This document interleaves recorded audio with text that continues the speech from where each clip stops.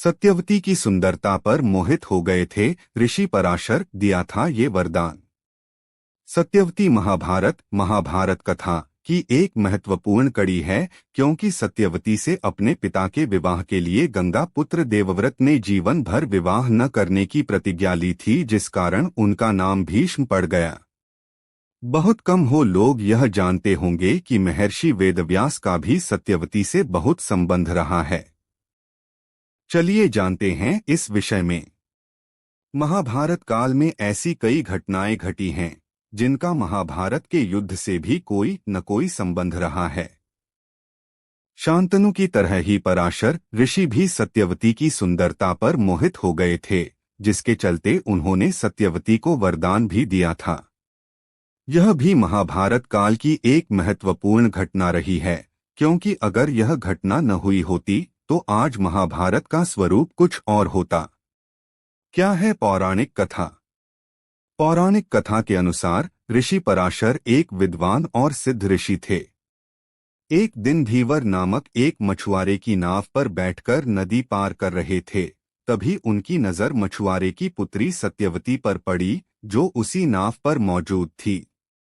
सत्यवती की सुंदरता को देखकर ऋषि पराशर उन पर मोहित हो गए और उन्होंने सत्यवती को अपने मन की बात बताई।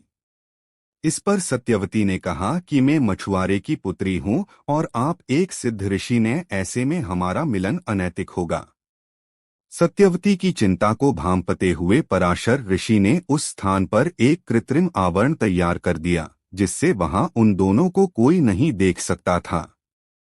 साथ ही उन्होंने सत्यवती को यह वरदान दिया कि संतान उत्पन्न करने के बाद भी तुम्हारी कौमार्यता प्रभावित नहीं होगी। इसी के साथ मछुआरों के साथ रहने के कारण सत्यवती के शरीर से हमेशा मछली की दुर्गंध आती थी, जिस कारण उसे मत्स्यगंधा भी कहा जाता था। ऐसे में पराशर ऋषि ने सत्यवती को यह वरदान भी दिया कि अब उसकी यह दुर्गंध एक अत्यंत मोहक सुगंध में बदल जाएगी। करने के बाद भी तुम्हारी कौमार्यता प्रभावित नहीं होगी। इसी के साथ मछुआरों के साथ रहने के कारण सत्यवती के शरीर से हमेशा मछली की दुर्गंध आती थी, जिस कारण उसे मत्स्यगंधा भी कहा जाता था। ऐसे में पराशर ऋषि ने सत्यवती को यह वरदान भी दिया कि अब उसकी यह दुर्गंध एक अत्यंत मोहक सुगंध में बदल जाएगी। सत्यवती और ऋषि पराशर की एक संतान भी उत्पन्न हुई, जिसका नाम कृष्णद्वैपायन रखा गया।